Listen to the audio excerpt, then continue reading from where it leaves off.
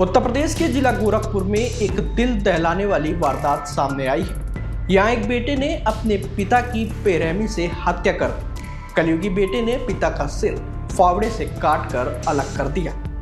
बताया जा रहा है कि पिता ने बड़े बेटे के इलाज के लिए जमीन बेची थी, जिसको लेकर छोटा बेटा नाराज चल रहा था और सबसे कहता था कि मैं अपने पिता की हत्या करूंगा। दरअसल ये मामला थाना एम्स के रजाही रामसरिया टोला का है। यहाँ के रहने वाले भागवत मिश्रा के 4 बेटे हैं। बड़ा वाला बेटा कृष्ण जीवन उर्फ गुड्डू मिश्रा, दूसरे नंबर पर संजीव मिश्रा, तीसरा राधेश्याम मिश्रा और चौथा कन्हैया है। वहीं भागवत मिश्रा की पत्नी श्रीमती की बीमारी से 2 साल पहले मौत हो चुकी थी। बता दें कि भागवत मिश्रा के बड़े बेटे कृष्ण जीवन का 7 महीने पहले मोहल्ले में बोलेरो कार से एक्सीडेंट हो गया था, जिसमें सिर में गंभीर चोट लग गई थी और कूल्हा भी टूट गया था, जिसका इलाज पिता भागवत ने जमीन बेचकर कराया था और अब वह ठीक है।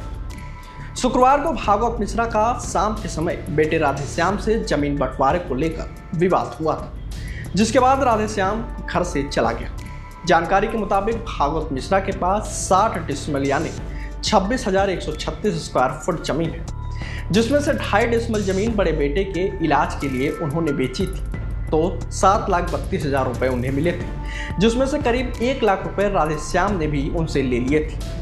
वहीं अब राधेश्याम अपने हिस्से की जमीन पिता से मांग रहा था। उसके हिस्से में करीब 15 डिसमिल जमीन आ रही थी, वह उसे अपने नाम पर कराकर बेचना चाह रहा था, जबकि भागवत मिश्रा इसका विरोध करते थे। शुक्रवार शाम को विवाद करके राधेश्याम घर से निकला और जाते समय बोला कि आज हत्या करूंगा, जबकि घरवालों ने उसकी बातों को गंभीरता से नहीं लिया।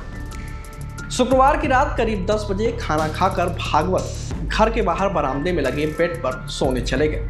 रात करीब 10:30 बजे बहू सीमा ने आकर ससुर के बेड में मच्छरदानी लगाई और बगल के कमरे में सोने चली गई।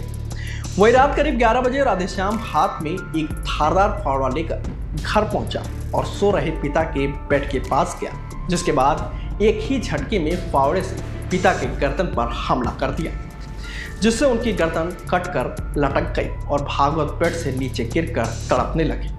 ससुर की चीख सुनकर सजीव की पत्नी सीमा मिश्रा पहुंची तो राधेश्याम फावड़ा फेंककर मौके से फरार हो गया, जिसके बाद परिजन भागवत को अस्पताल ले गए, जहां डॉक्टरों ने उन्हें मृत घोषित कर दिया।